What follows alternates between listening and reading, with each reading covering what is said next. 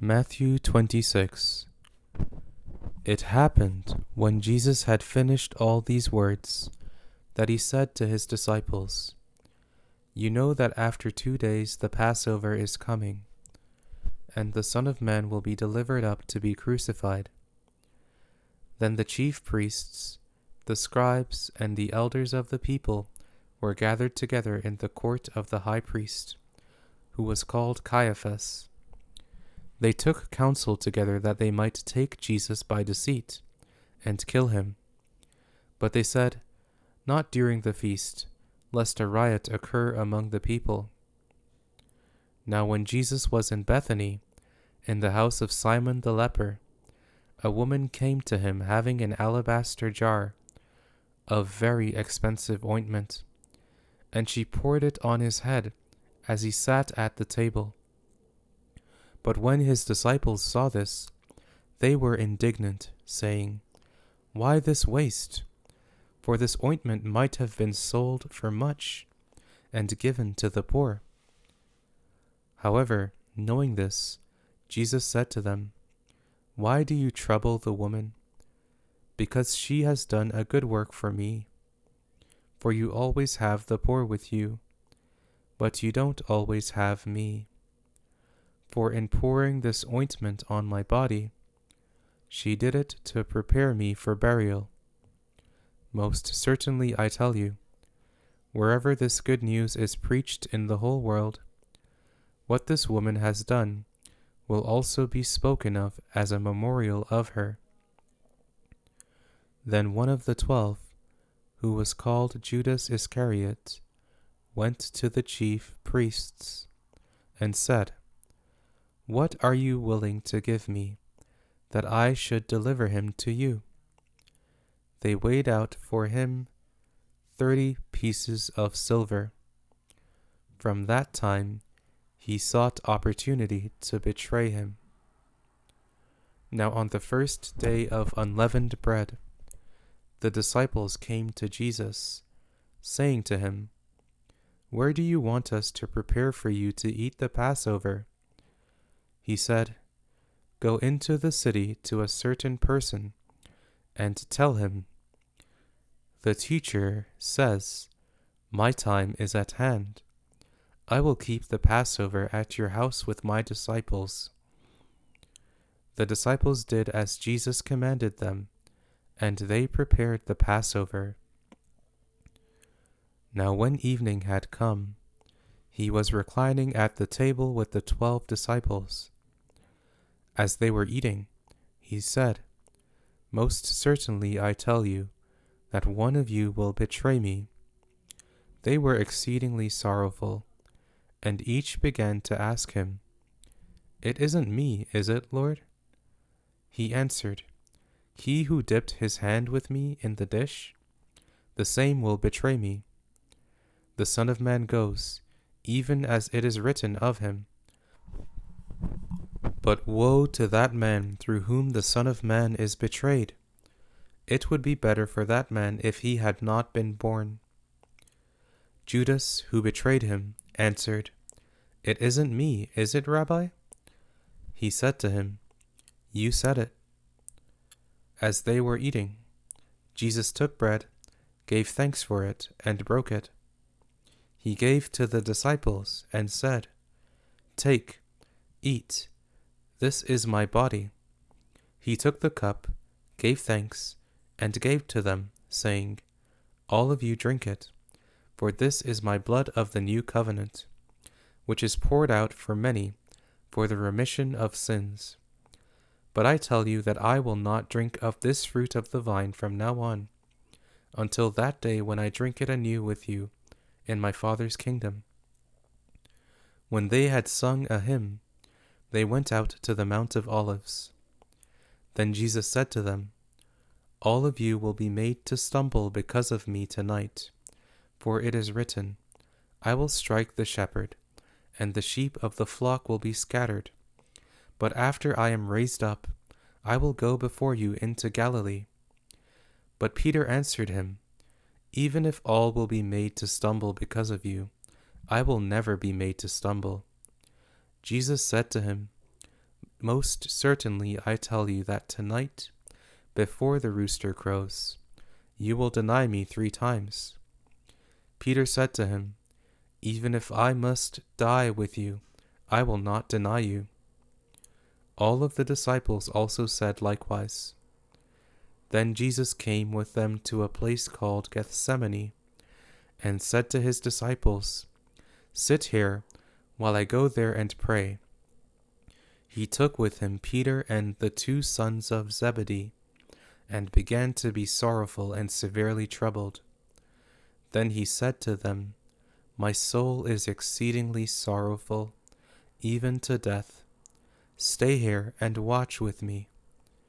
He went forward a little, fell on his face, and prayed, saying, My Father, if it is possible, let this cup pass away from me. Nevertheless, not what I desire, but what you desire. He came to the disciples, and found them sleeping, and said to Peter, What, couldn't you watch with me for 1 hour? Watch and pray, that you don't enter into temptation. The spirit indeed is willing, but the flesh is weak.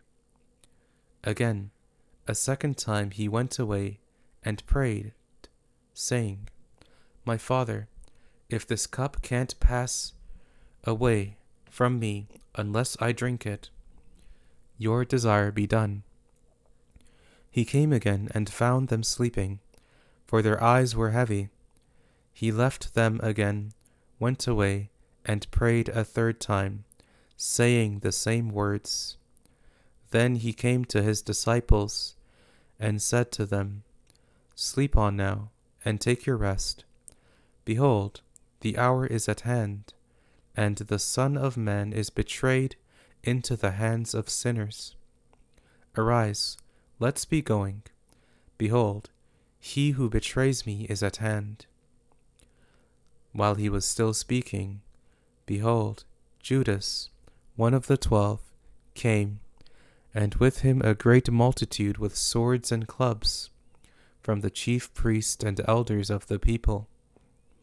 Now he who betrayed him gave them a sign, saying, Whoever I kiss, he is the one. Seize him.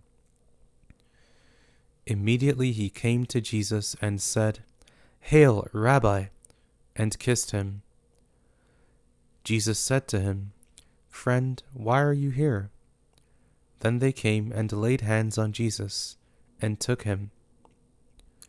Behold, one of those who were with Jesus stretched out his hand, and drew his sword, and struck the servant of the high priest, and struck off his ear. Then Jesus said to him, Put your sword back into its place, for all those who take the sword will die by the sword. Or do you think that I couldn't ask my Father, and he would even now send me more than 12 legions of angels? How then would the scriptures be fulfilled that it must be so? In that hour Jesus said to the multitudes, Have you come out as against a robber, with swords and clubs to seize me? I sat daily in the temple teaching, and you didn't arrest me. But all this has happened, that the scriptures of the prophets might be fulfilled. Then all the disciples left him and fled. Those who had taken Jesus led him away to Caiaphas the high priest, where the scribes and the elders were gathered together.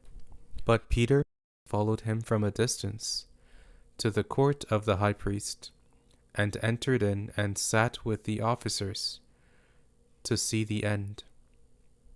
Now the chief priests, the elders, and the whole council sought false testimony against Jesus, that they might put him to death, and they found none. Even though many false witnesses came forward, they found none. But at last 2 false witnesses came forward, and said, This man said, I am able to destroy the temple of God, and to build it in 3 days. The high priest stood up, and said to him, Have you no answer? What is this that these testify against you? But Jesus held his peace. The high priest answered him, I adjure you by the living God, that you tell us whether you are the Christ, the Son of God. Jesus said to him, You have said it. Nevertheless, I tell you, after this you will see the Son of Man sitting at the right hand of power, and coming on the clouds of the sky. Then the high priest tore his clothing, saying, He has spoken blasphemy. Why do we need any more witnesses?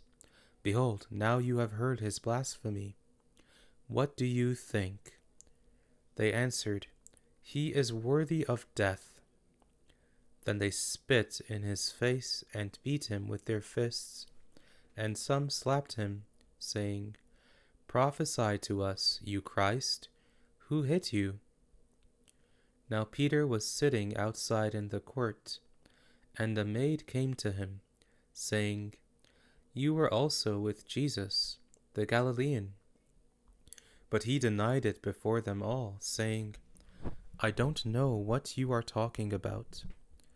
When he had gone out onto the porch, someone else saw him, and said to those who were there, This man also was with Jesus of Nazareth. Again he denied it with an oath, I don't know the man. After a little while, those who stood by came and said to Peter, Surely you are also one of them, for your speech makes you known. Then he began to curse and to swear, I don't know the man.